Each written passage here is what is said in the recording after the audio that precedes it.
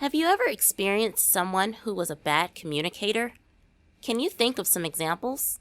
For instance, the information presented isn't clear, they cut people off, or have a negative tone. However, what are some examples of good communication? Examples include they speak clearly, repeat messages, and they consider their audience. So why do you need to be an effective communicator? Because leadership is about influence and the ability to make things happen, and communicating effectively is essential in order to become a successful leader. In this section, we're going to cover 3 aspects used by good communicators.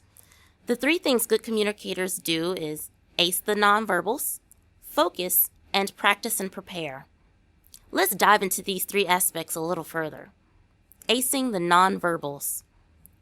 Studies have shown that the majority of how communication is received is via body language more than actual content spoken. Here are some strategies to help you ace the nonverbals of communicating. If standing, stand comfortably and firm in legs. Try not to wiggle and shift around too much. This may give the appearance of boredom, discomfort, fatigue, or disinterest. If seated, have your feet firmly planted. Again, try not to wiggle and shift too much. Also, while seated, sit up straight.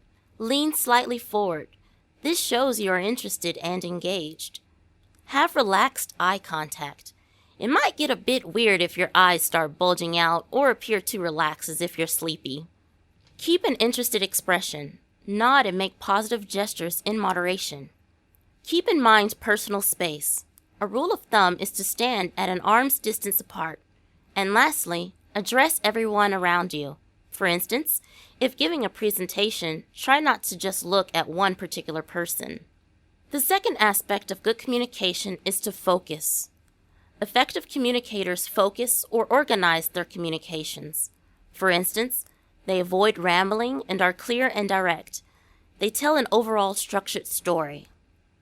To help you organize your communications, try outlining them first in the form of a PAR story. PAR stories have 3 elements: a problem, action, and result. PAR stories are brief, specific, and quantitative. They describe the results of your work, demonstrate attributes and skills, and showcase accomplishments and impact.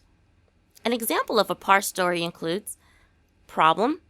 Many medical students do not have the tools and leadership skills needed for optimized performance during residency.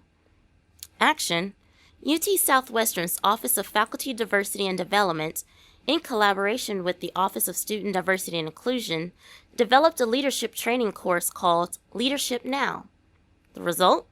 Medical students and many others now have tangible access to leadership tools and information to assist them in their careers. The final key to being an effective communicator is to simply prepare and practice. For example, you can record yourself or have a friend record you when you speak and provide you feedback. How do you look? Do you make a lot of facial expressions or give off any other body language signals? How do you sound? Do you talk low? Do your sentences trail off at the end? How about what you say? Try not to begin sentences with qualifiers or minimizers such as, "This may be an irrelevant question," "I may be the only one," or "This might not work." Also, eliminate certain words from your speech unless they are appropriate for the topic, such as but, try, idea, sorry, claim, and should.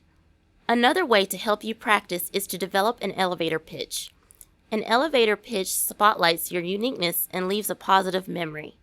They are brief and succinct, around 1 to 2 minutes, and are a persuasive summary of a recent activity or accomplishment, constructed much like a PAR. In sum, there are good and bad communicators. However, in order to become an effective leader, you have to effectively communicate. Ace the nonverbals by being aware of your body language. Focus or organize your communications by using the PAR method. And lastly, practice and prepare. You can do this by developing elevator pitches. Now that we've discussed how to effectively communicate, let's discuss how our communications and actions can be positively or negatively perceived. Stay tuned for intention versus perception. For more information, please feel free to contact us.